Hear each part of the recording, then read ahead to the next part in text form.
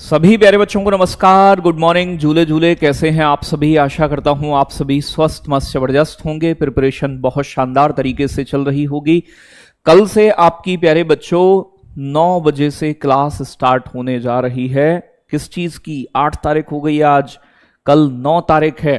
और कल प्यारे बच्चों आपकी सीडीपी की क्लास होगी। ये कंटेंट क्लासेस हैं, बढ़िया बढ़िया कंटेंट आपको पूरा रिवाइज कराया जाएगा गार्गी मैम द्वारा। प्यारे बच्चों परसों 10 तारीख में अपने पर्यावरण के लिए तैयार रहें। 11 तारीख को प्यारे बच्चों हिंदी की क्लास होगी।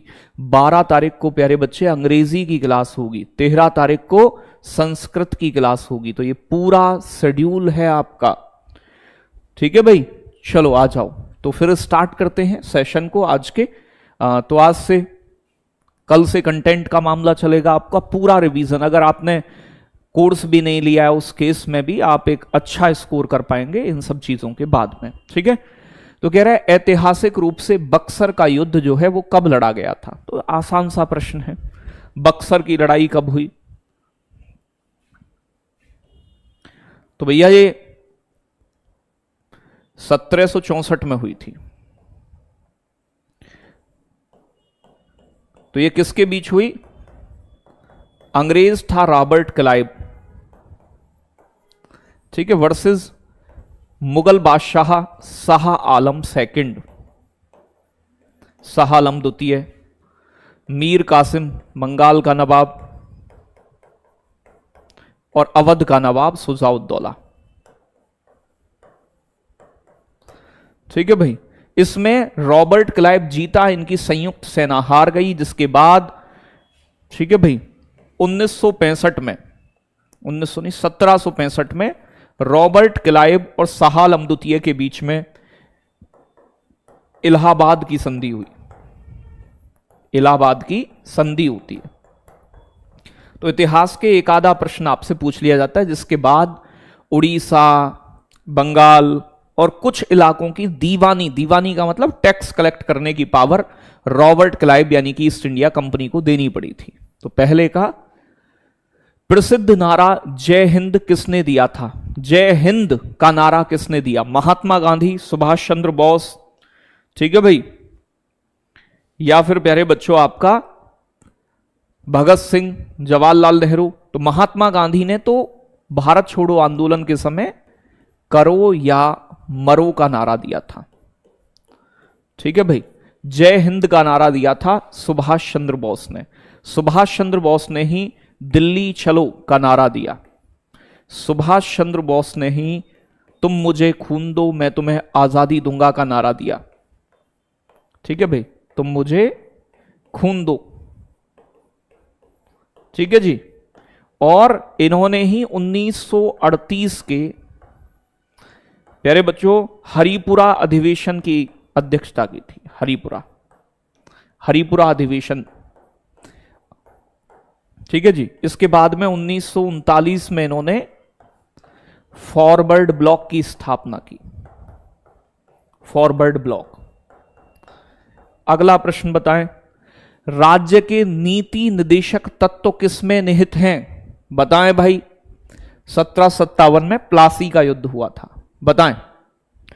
अरे देवता पल्लवी, जब तुझे पता नहीं है लाली, ईवीएस में 1-2 प्रश्न इतिहास के पूछे जाते हैं। प्रीवियस ईयर उठाकर एक बार खोजिए, एक बार देखिए, पता चलेगा, एनालिसिस करोगे, ठीक है। अब पॉलिटी है ये, अब कहोगे ईबीएच में पॉलिटी भी आती है, ईबीएच में जोग्राफी भी आती है, ईबीएच में विज्ञान भी आती है। ईबीएच में आपने चुना होगा ईबीएच हमारा एसएसटी और क्या बोलते हैं उसे, साइंस और पर्यावरण अध्ययन, तीनों को मिला के बना है। और यूपी के या किसी भी टेट के एग्जाम में ऐसे प्रश्न जाते हैं बाहर। एक आध प्रश्न, 1-2 प्रश्न आएगा। पॉलिटी के 3-4 बिल्कुल आते हैं, समझ गई आप। तो भाग 3 फंडामेंटल राइट अमेरिका से लिए गए हैं, यूएस से। भाग 4 डीपीएसपी आयरलैंड से लिए गए हैं। 36 से 51 तक भाग 2 नागरिकता ब्रिटेन से ली गई है, एकल नागरिकता का प्रावधान। भाग 5 संघ सरकार। भाग 6 राज्य सरकार। तो डीपीएसपी भाग 4 में है। भाग 4A मूल कर्तव्य। बहुत बढ़िया। अगला प्रश्न क्या कह रहा है? इसको ईवीएस कहना गलत है, बिल्कुल गलत है, लेकिन भाई जो पूछता है वो तो पढ़ाना पड़ेगा ना एग्जाम के अनुसार। संयुक्त बैठक किस अनुच्छेद में है? तो बताएं भाई, संयुक्त बैठक का प्रावधान किस अनुच्छेद में है? चलो बहुत बढ़िया। तो आप जानते हो 123 के तहत तो राष्ट्रपति अध्यादेश जारी करता है। 112 में वार्षिक वित्तीय विवरण बजट है। 110 में क्या है? 110 में धन विधेयक है। और आप जानते हैं 108 में जब दोनों सदन सहमत ना हो तो राष्ट्रपति बुलाता है। क्या बुलाता है राष्ट्रपति? संयुक्त बैठक। तो संयुक्त बैठक बुलाने का काम किसका है? राष्ट्रपति का। लेकिन संयुक्त बैठक की पूछेगा अध्यक्षता कौन करता है? तो अध्यक्षता लोकसभा अध्यक्ष करता है। कौन करता है मेरे बच्चे? लोकसभा का अध्यक्ष। बताएं, राज्यपाल को शपथ कौन दिलवाता है?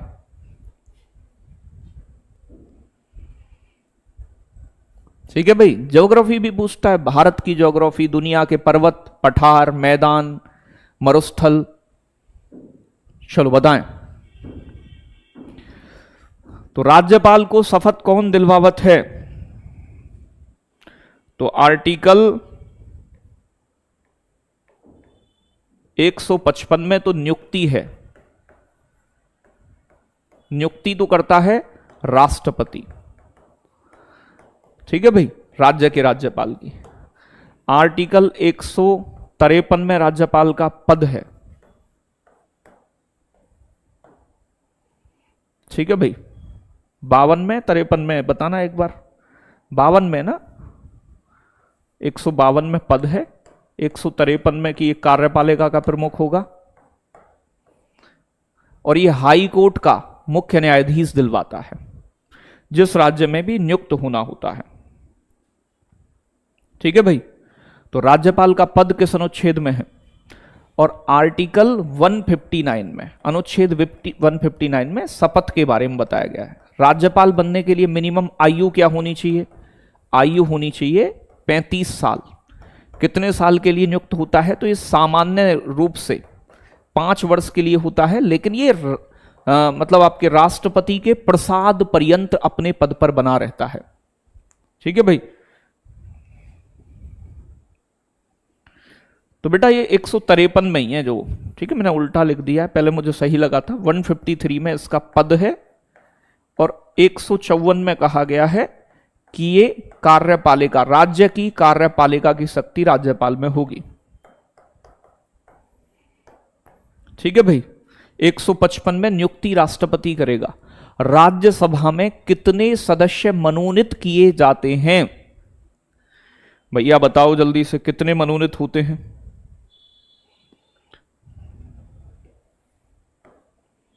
ठीक है भाई, तो आर्टिकल 80 में राज्यसभा का गठन है। ठीक है भाई, राज्यसभा के सदस्य 6 वर्ष के लिए चुने जाते हैं, 6 साल का कार्यकाल होता है। प्रत्येक 2 वर्ष में 1/3 सदस्य सेवानिवृत्त हो जाते हैं। ठीक है भाई, और राज्यसभा में राष्ट्रपति आर्टिकल 80 क्लॉज 3 के अनुसार कितने लोगों को? 12 लोगों को कला, साहित्य और विज्ञान के क्षेत्र से मनोनीत करता है। लोकसभा के अंदर पहले 2 एंग्लो इंडियन नॉमिनेट होते थे, एंग्लो इंडियन, लेकिन संविधान में संशोधन करना पड़ा। 104वें संविधान संशोधन 2019 से एंग्लो इंडियन का मनोनयन बंद हो गया है, अब नहीं होता है।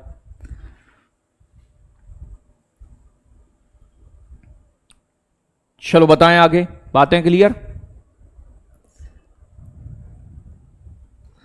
अगला प्रश्न क्या कह रहा है, खारदुंगला दर्रा कहां स्थित है। भैया जी खारदुंगला दर्रा, ठीक है भाई। तो देखो सिक्किम में है नाथुला दर्रा, नाथुला और जेलेपला। लद्दाख में है खारदुंगला, उत्तराखंड में है नीति दर्रा, माना दर्रा और लिपुलेख दर्रा। हिमाचल प्रदेश में है शिपकिला दर्रा, बाड़ालाचला दर्रा और रोहतांग दर्रा। ये तीन जो है हिमाचल में है, ठीक है भाई। जोजिला दर्रा भी लद्दाख में है। किस ग्रह को नीला ग्रह कहा जाता है। तो आप जानते हो हमारी पृथ्वी पर 71% पानी है और 29% हिस्सा जमीन से, महाद्वीप से घिरा है। आसमान से दिखने पर यह नीली दिखती है, तो हमारी पृथ्वी होगी। पृथ्वी का आकार कैसा है, भूआब, जियोड बोलते हैं इसे, भूआब। ध्रुवों पर थोड़ी चपटी है। पृथ्वी अपने अक्ष पर कितनी झुकी है, तो अक्ष पर 23.5 डिग्री झुकी है, ठीक है भाई। और अपनी कक्षा में कितनी झुकी है पृथ्वी, कक्षीय तल में, कक्षीय तल में झुकी है पृथ्वी 66.5 डिग्री।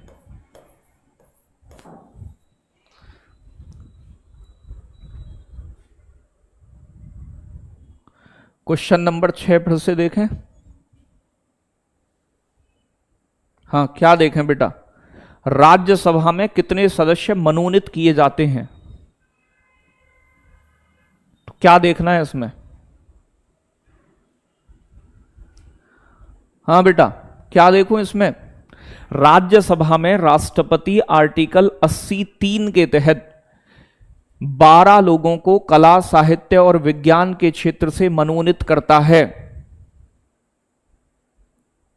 ठीक है भाई। और बताएं,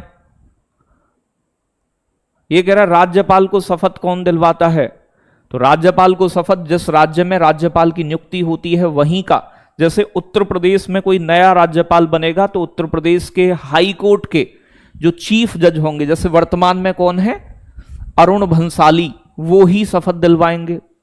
क्या दिक्कत हुई इस बात में। और बताएं, नियुक्ति राज्यपाल की राष्ट्रपति करता है और उसकी शपथ जिस राज्य में नियुक्ति होती है उसके हाई कोर्ट का चीफ जज करवाता है। बताएं आगे। अरे राष्ट्रपति कैसे होगा, राष्ट्रपति नियुक्त करता है, वो शपथ पूछ रहा है। पगलेट ही हो रहे हो कतई, इधर समझो। क्षेत्रफल के हिसाब से सबसे बड़ा महाद्वीप कौन सा है। तो आप जानते हैं क्षेत्रफल में मैंने आपको बताया था कि पहले नंबर पर आता है एशिया, एशिया को 1 नंबर दे दिया। फिर दूसरे नंबर पे आता है अफ्रीका, तीसरे नंबर पर आता है एरिया में नॉर्थ अमेरिका, चौथे नंबर पर आता है साउथ अमेरिका, 5वें नंबर पर आता है अंटार्कटिका, 6ठे नंबर पर आता है यूरोप और 7वें नंबर पर आता है ऑस्ट्रेलिया, जिसे ओशिनिया भी कहते हैं। तो सबसे बड़ा जनसंख्या और एरिया के मामले में, जनसंख्या और क्षेत्रफल के मामले में दोनों में एशिया बड़ा है। निर्जन महाद्वीप अंटार्कटिका है, जनसंख्या कम, एरिया में छोटा सबसे जो है आप जानते हैं, ठीक है। अगला प्रश्न बताएं, सरदार सरोवर बांध किस नदी पर बना है। आप जानते हैं 1985 में तो नर्मदा बचाओ आंदोलन शुरू हुआ था।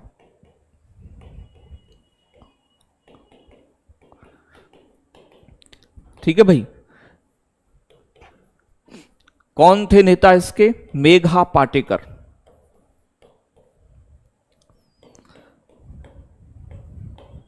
बाबा आमटे, अरुंधति रॉय, अनिल पटेल, अनिल पटेल भी। तो ये मध्य प्रदेश के अंदर, सॉरी गुजरात के अंदर बना है, नर्मदा नदी पर। ठीक है भाई। हाँ, बाबा आमलेट नहीं है, आमटे, बाबा आमटे। कौन सा शहर रेशमी साड़ियों के लिए प्रसिद्ध है? तो मेरठ, कैंची सी जुबान चलती है और खेल का सामान, क्रांति नगरी। कानपुर, चमड़ा नगरी। आगरा, चमड़ा नगरी, पंछी पेठा भी है आगरा का। और वाराणसी, बनारसी रेशमी साड़ियां और बनारसी मीनाकारी। क्या कहती है कंपनी? अगला बताएं। चौरा चौरी की घटना उत्तर प्रदेश में किस जिले में हुई थी? तो हिंदुस्तान रिपब्लिकन एसोसिएशन एक संगठन बना था 1924 में कानपुर के अंदर। इस संगठन के, क्रांतिकारी संगठन के कार्यकर्ताओं ने इसे अंजाम दिया। यह घटना 9 अगस्त 1925 की है, लखनऊ के अंदर। नहीं, लखनऊ नहीं, ये तो अलग है। वो तो आपका काकोरी ट्रेन एक्शन है, उसे भी लिख देते हैं, मैं लिख दूंगा। लखनऊ में हुआ था Kakori train action, Kakori train action, जिसमें ट्रेन को लूटा गया। ये हुई थी गोरखपुर में।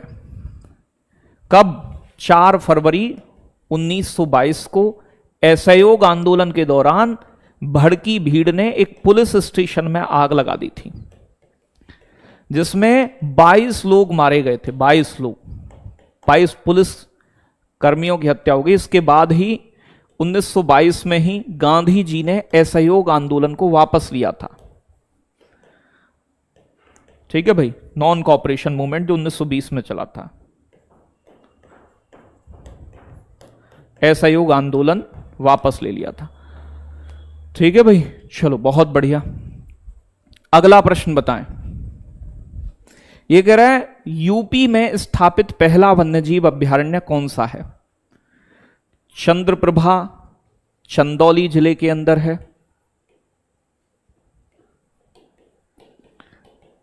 देखो, ये यूपी का सबसे बड़ा अभ्यारण्य 5 जिले में फैला है, हस्तिनापुर। छोटा सबसे कौन सा है? तो मैंने आपको बताया है, महावीर स्वामी। ये कहां पड़ता है? ललितपुर में। तो सबसे पहला है चंद्रप्रभा, चंदौली में, सबसे पुराना। पक्षी अभ्यारण्य पूछे तो नवाबगंज, उन्नाव के अंदर, जिसे अब चंद्रशेखर आजाद के नाम से जानते हैं। ठीक है जी। रानीपुर, पीलीभीत में रानीपुर टाइगर रिजर्व भी, चित्रकूट में, पीलीभीत नहीं। वन दिवस कब मनाया जाता है? बताओ, वन दिवस कब मनाते हैं? 5 जून को आप जानते हैं, बार बार बताया है, पर्यावरण दिवस। 22 अप्रैल को पृथ्वी दिवस। 21 मार्च को वन दिवस और 22 मई को जैव विविधता दिवस। तो अब एक कॉन्फिडेंस सा महसूस होने लगा होगा आपको, ऐसी उम्मीद है। तो सही जवाब 21 मार्च को। और इसी दिन कविता दिवस भी मनाते हैं। अगर वन में जाओगे तो कविता गाओगे, तो कविता भी गानी होती है। आलू के चिप्स के पैकेट से कौन सी गैस भरी जाती है? तो जो चिप्स होती है ना, चिप्स के पैकेट में गैस भरते हैं, कौन सी गैस भरते हैं ये पूछ रहा है। ठीक है भाई। तो नाइट्रोजन वसा और तेल के ऑक्सीकरण को रोकती है, जिससे कि चिप्स से बदबू ना आए, स्मेल ना हो। तो नाइट्रोजन वैसे एटमॉस्फेयर में 78% मिलती है। हीलियम जो है ये टायर वायर में भरी जाती है, हल्की गैस से। तो नाइट्रोजन गैस जो है वो भरी जाती है, चिप्स के पैकेट में नाइट्रोजन होती है। अगला प्रश्न बताएंगे। जो भी पैकेजिंग चीजें होती है ना हवा वाली, उन सभी में पक्षियों का वैज्ञानिक अध्ययन क्या कहलाता है? जूलॉजी, परिस्थितिकी। परिस्थितिकी होता है बेटा इकोलॉजी, कि सजीव और निर्जीव के बीच में होने वाले वैज्ञानिक अध्ययन को। पारिस्थितिकी कहते हैं। जंतु विज्ञान जूलॉजी में जंतुओं का अध्ययन, वनस्पति विज्ञान में पौधों का अध्ययन, और ऑर्निथोलॉजी, ऑर्निथोलॉजी, ठीक है भाई, हमारे देश के प्यारे बच्चों पक्षी विज्ञान के जनक, बर्डमैन ऑफ इंडिया किसे कहते हैं? सलीम अली, याद रखिएगा। सलीम अली नेशनल पार्क कहां है? जम्मू कश्मीर में। सलीम अली पक्षी अभयारण्य कहां है? दोनों प्रश्न पूछे गए टेट में, गोवा के अंदर, ठीक है भाई। पक्षी अनुसंधान संस्थान कहां स्थित है? इज्जत नगर बरेली में, उत्तर प्रदेश के। आयरन की कमी से कौन सा रोग हो जाता है? रिकेट्स, ऑस्टियोमलेशिया, विटामिन डी की कमी से। ग्वाइटर घेंगा आयोडीन की कमी से। स्कर्वी रोग विटामिन सी की कमी से। और एनीमिया हीमोग्लोबिन की कमी से या लोहे की कमी से। लोहा के एनीमिया हो जाता है, हीमोग्लोबिन कम हो जाता है। हमारे शरीर में हीमोग्लोबिन कितना होना चाहिए?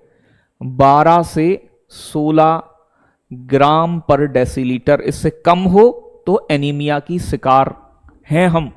महिलाओं में सबसे ज्यादा एनीमिया की समस्या होती है, खासकर भारत की लगभग 90% प्रेग्नेंट वुमेन्स में तो एनीमिया कम पाएगा ही, क्योंकि लोहा नहीं खाती हैं। लोहे के लिए, आयरन के लिए आप गुड़ खा सकते हैं, हरी पत्तेदार सब्जियां, मुख्य रूप से पालक और खजूर वगैरह भी इसमें काम आते हैं। अब बताएं, प्याज का खाने योग्य भाग कौन सा है? कौन सा भाग खाते हो आप? तो भैया जी, प्याज, आलू, लहसुन, हल्दी, अदरक।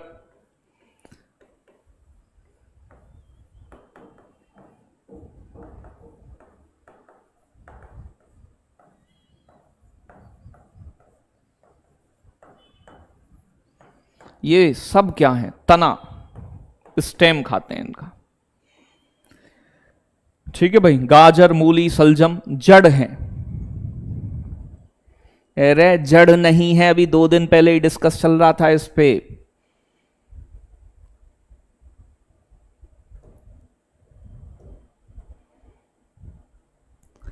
बताएं, रेशम के कीड़ा मुख्य रूप से किन की पत्तियों पर पाले जाते हैं? नीम, सहतूत, पीपल, बरगद। तो रेशम कीट पालन को सेरीकल्चर कहते हैं। सबसे ज्यादा कर्नाटक में होता है, कर्नाटक में रेशम पालन, ठीक है भाई। असम के अंदर भी होता है टसर और इरी नामक रेशम पालन किया जाता है। वैसे इस प्रकार से रेशम के कीट का पालन सहतूत के वृक्ष पर किया जाता है, तो ये तो आप जानते हैं। नीम जो है प्राकृतिक कीटनाशक है। बिश्नोई समुदाय मुख्य रूप से कहां पाया जाता है? कहां मिलता है भैया बिश्नोई? इनके गुरु जी थे जंबाजी, ठीक है भाई। तो बिश्नोई समुदाय खेजड़ी के वृक्ष और काले हिरण को बहुत मानते हैं, और यह मिलता है राजस्थान में। और प्यारे बच्चों, यहीं पर 1730 में यहां के राजा एक अभय सिंह ने खेजड़ी के वृक्षों को काटने के लिए आदेश दे दिया, और अमृता बिश्नोई ने अपने प्राणों की आहुति दे दी थी, साथ में लगभग 350 लोगों ने। तो बिश्नोई आंदोलन, जैसे खेजड़ली आंदोलन भी कहते हैं, बिल्कुल अमृता बिश्नोई गौरा देवी चिपको आंदोलन से जुड़ी हैं। पृथ्वी का सबसे बड़ा स्तनधारी कौन सा है? ब्लू व्हेल, अफ्रीकी हाथी, जिराफ, शार्क।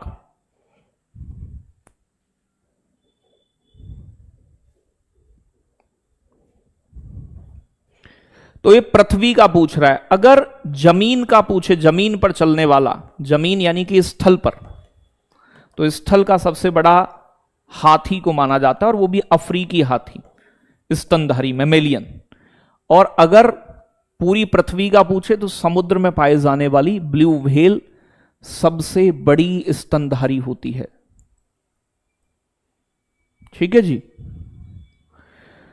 आगे बताएंगे सिनकोना की छाल किस बीमारी की दवा प्राप्त करते हैं। तो सिनकोना की छाल से कुनैन प्राप्त होती है, और कुनैन दवा किस में काम आती है? मलेरिया में।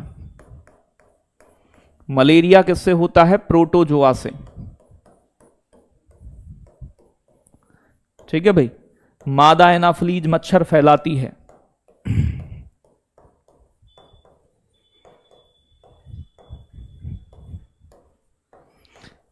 डेंगू भी मच्छर से, एंडीज इजिप्टी। टाइफाइड जो है दूषित जल और भोजन से, हैजा भी दूषित जल भोजन, मक्खी फैला देती है हैजा। तो मलेरिया, इसकी खोज प्यारे बच्चों रोनाल्ड रॉस ने की थी, आपको याद होगा।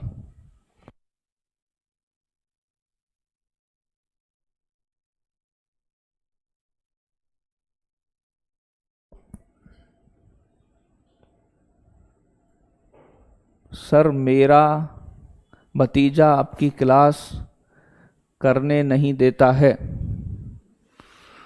अच्छा जी, ठीक है भाई, भतीजे को इधर भेजो आप। हवा की गति को मापने के लिए कौन सा उपकरण यूज होता है? तो लैक्टोमीटर तो बेटा किसके लिए यूज होता है? दूध की शुद्धता।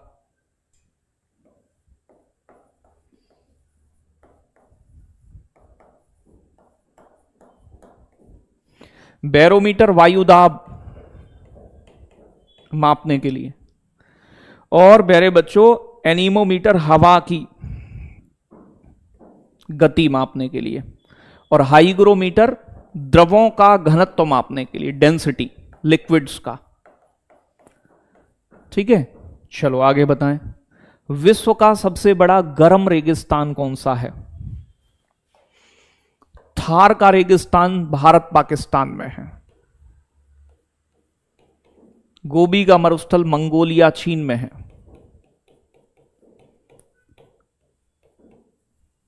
आटाकामा साउथ अमेरिका के अर्जेंटीना और चिली में है।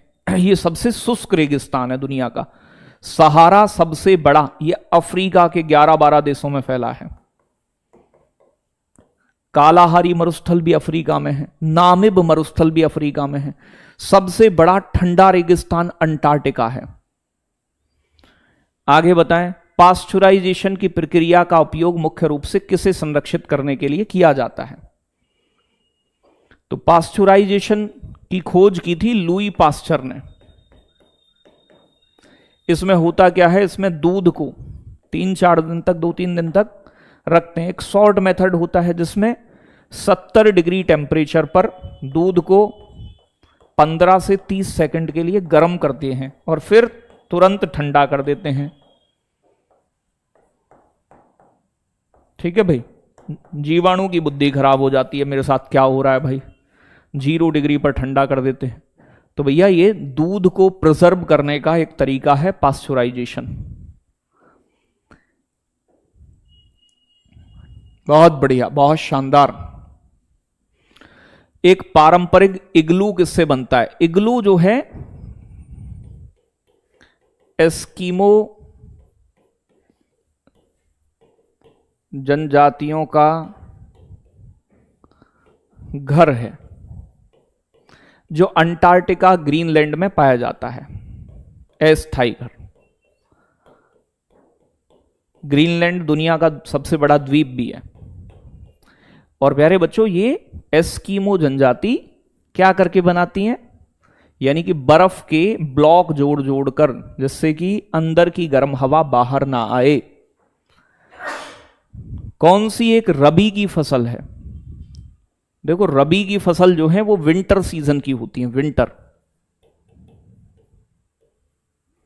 यानी कि शीत ऋतु की फसल है।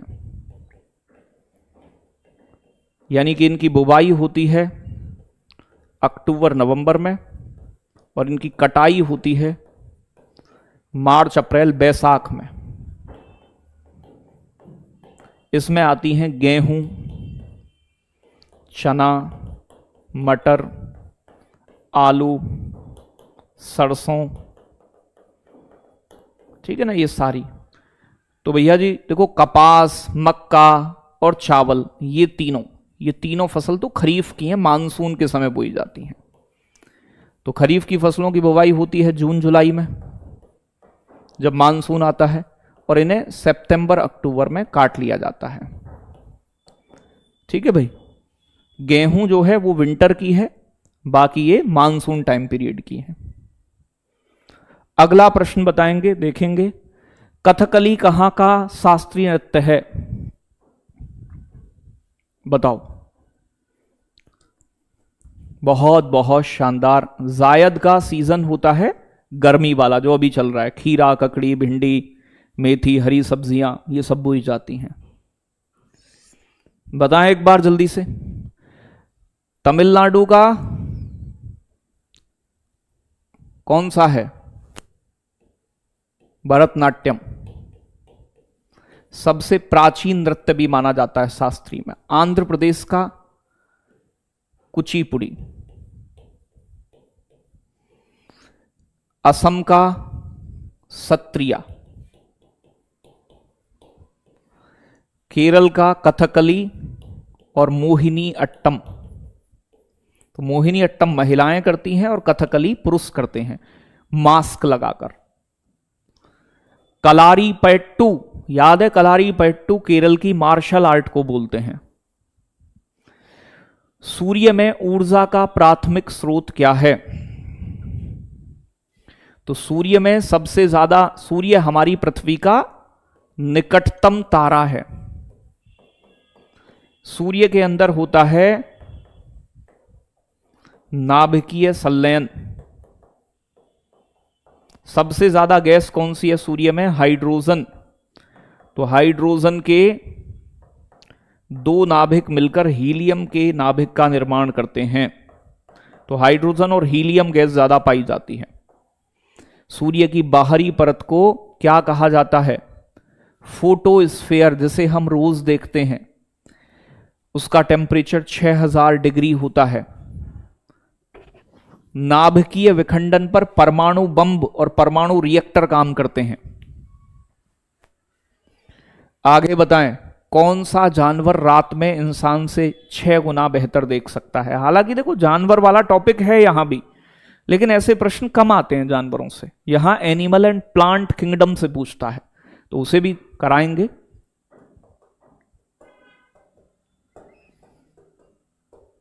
बताओ,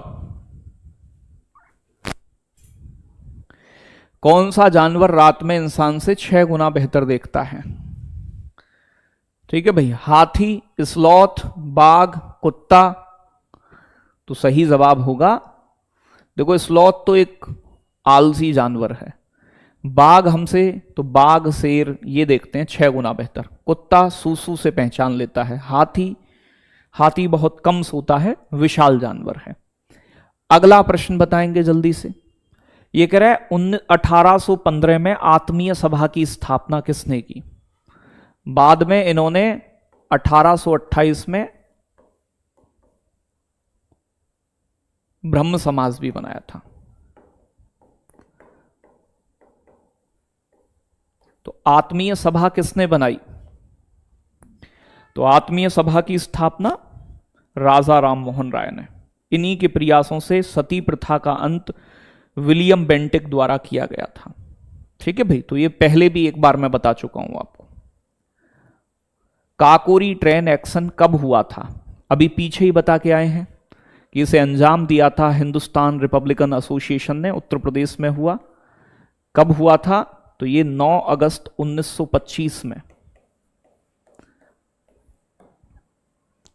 ठीक है भाई। राम प्रसाद बिस्मिल, अशफाक उल्ला खां,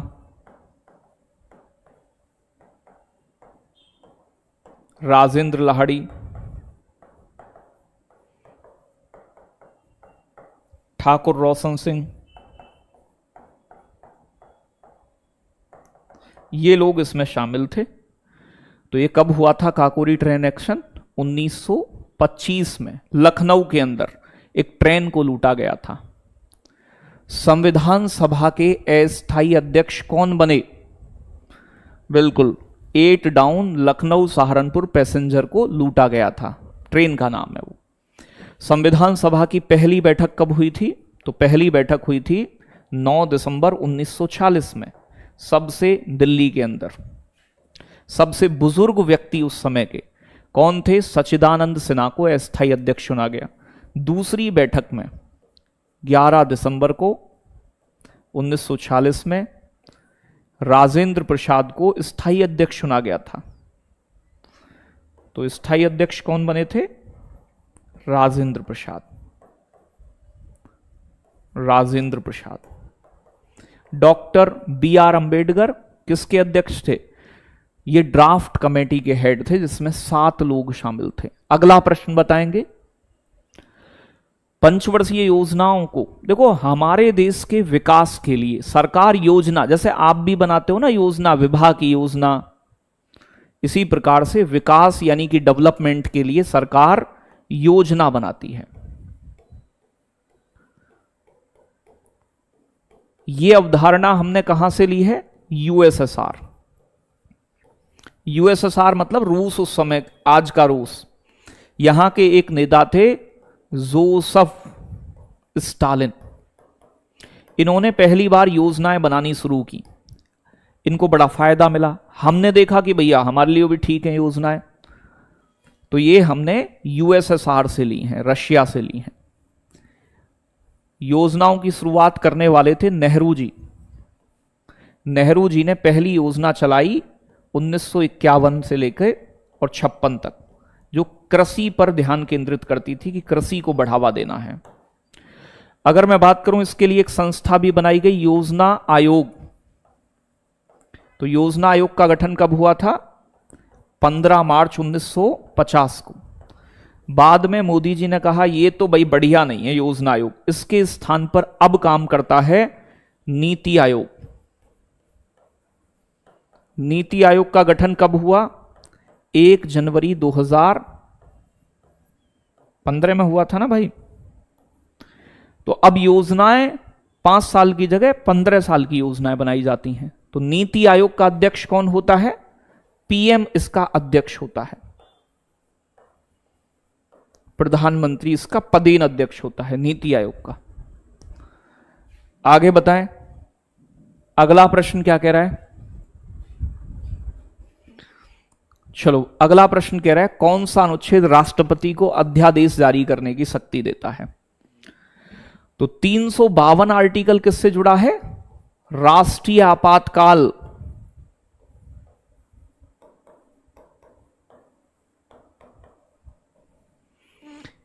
एक 143 क्या कहता है कि राष्ट्रपति जरूरत लगे तो सुप्रीम कोर्ट के सीजेआई चीफ जज से सलाह मांग सकता है, एडवाइस ले सकता है। और आर्टिकल 123 में कि जब संसद के सत्र सदन में ना हो, लोकसभा राज्यसभा, उस समय प्रेसिडेंट ऑफ इंडिया अध्यादेश जारी करके कानून बना सकता है टेम्परेरी तौर पर। लेकिन यह कितने समय तक अधिकतम लागू रह सकता है? 6 मंथ और 6 सप्ताह। संसद का सत्र लोकसभा राज्यसभा के सदस्य आने के बाद इसे 6 सप्ताह में पास होना पड़ेगा। अधिकतम पूछे तो 6 माह और 6 सप्ताह। ठीक है भाई। यह कह रहा है कौन सी अनुसूची शक्तियों को संघ और राज्य में विभाजित करती है? बताओ।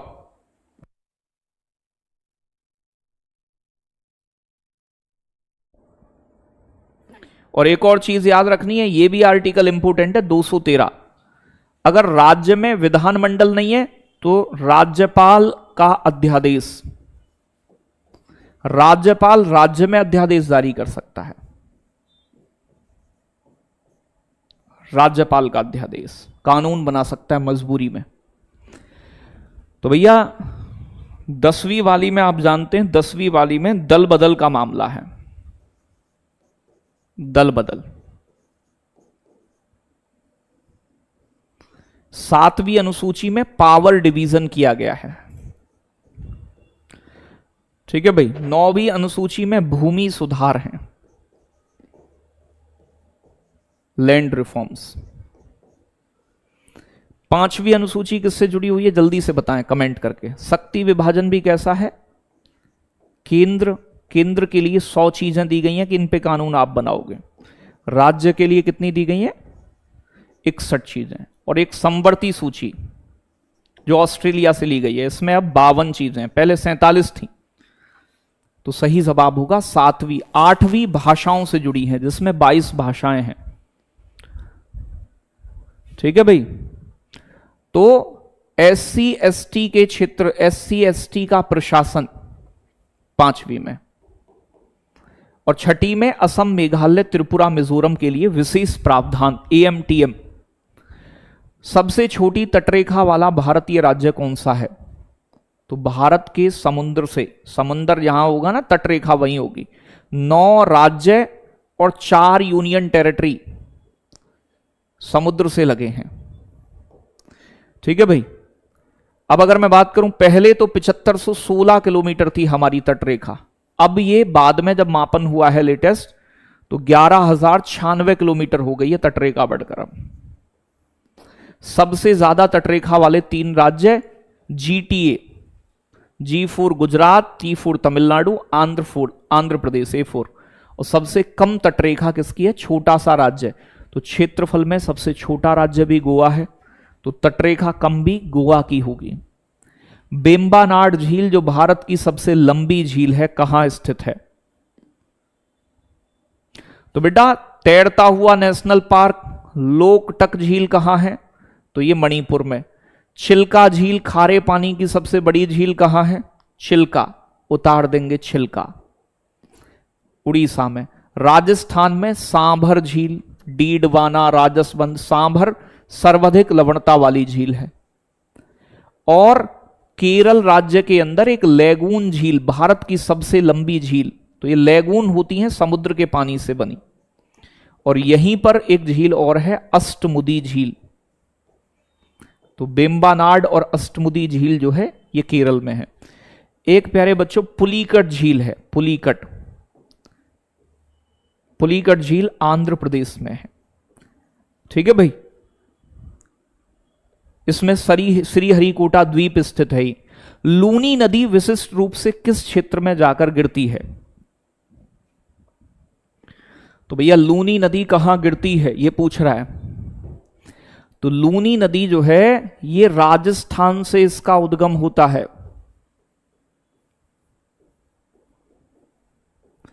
और ये एक खारे पानी की नदी है, राजस्थान से होकर बहती है, बाद में गुजरात में कच्छ के रण में समाप्त हो जाती है। यानी कि ये समुद्र तक नहीं पहुंचती, कच्छ के दलदली इलाके में ही खो जाती है। तो ये कहां गिरती है, कच्छ के रण में। तो ऐसी कौन सी नदी है भारत की जो समुद्र तक नहीं जाती है, तो उसका नाम आएगा लूनी नदी। माही नदी कर्क रेखा को 2 बार काटती है, याद रखिएगा। आगे बताएंगे राजस्थान में जावर खान किसके लिए प्रसिद्ध है,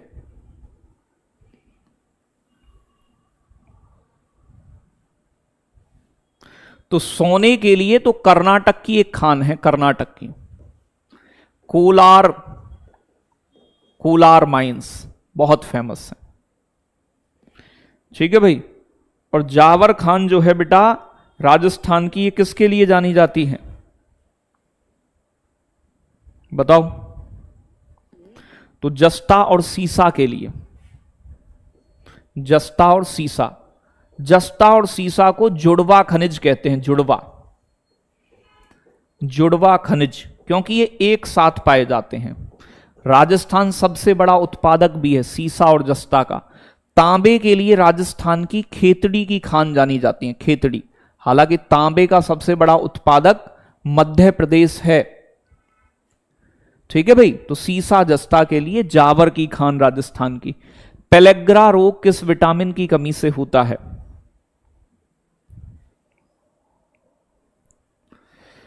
ठीक है भाई बताएं।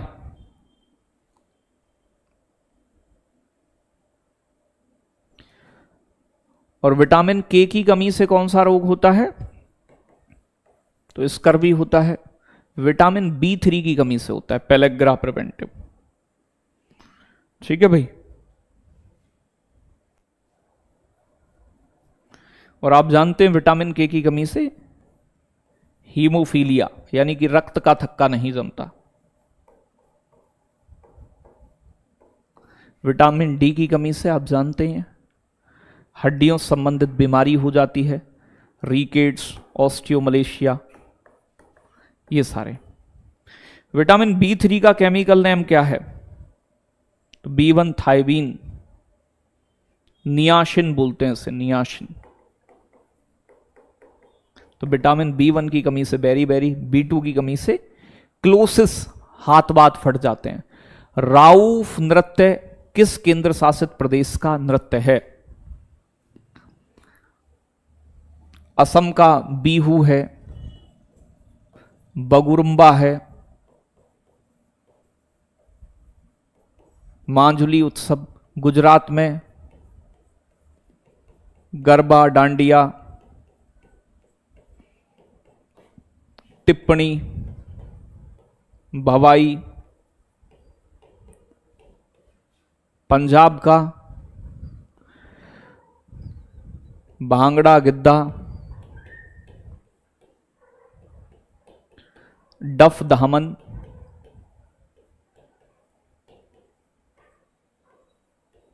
ठीक है भाई। और जम्मू कश्मीर में राउफ, हिकात, हाफिजा, मंदजस,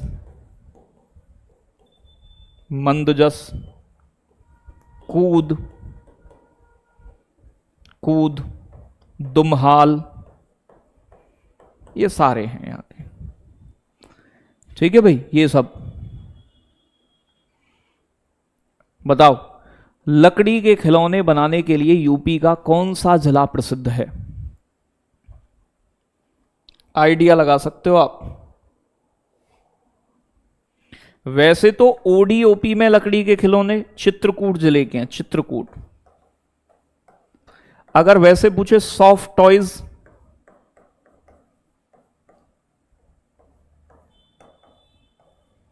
ये झांसी के हैं। आगरा का तो चमड़ा है, अलीगढ़ के ताले और हार्डवेयर, कानपुर का चमड़ा, वाराणसी भी लकड़ी के खिलौने के लिए जाना जाता है। ठीक है। तो बनारसी साड़ी, बनारसी मीनाकारी। आईयूसीएन का मुख्यालय कहां है? आईयूसीएन क्या जारी करता है? Red data book. लुप्त प्राय जानवरों के लिए इसकी स्थापना 1948 में हुई और इसका मुख्यालय ग्लैंड, स्विट्जरलैंड में। नैरोबी में UNEP, United Nations environment programme, Kenya के नैरोबी में 1972 में बना। ये ग्लैंड में ही WWF का मुख्यालय है। मानव शरीर का सबसे बड़ा अंग कौन सा है, ये बताएं। ये होमवर्क के लिए आज के लिए आपका। ठीक है भाई। मजा आया? बिल्कुल मजा आया होगा। 2-4 प्रश्न नए होंगे, नहीं तो आसान है, बहुत कठिन नहीं है और बहुत प्यार से होगा सब कुछ। घबराए ना, परेशान ना हो। तो बहुत सारा प्यार आप सभी के लिए। Love you. एप्लीकेशन पे मिलेंगे। धन्यवाद साथियों। बाकी मैं आपको बता रहा हूं, कल से आपकी यूट्यूब की क्लास जो चल रही है उन्हें आप जरूर करिएगा। यानी कि यूट्यूब पे कंटेंट स्पेशल क्लासेस, बाद में संग्रह सीरीज में फिर क्वेश्चंस की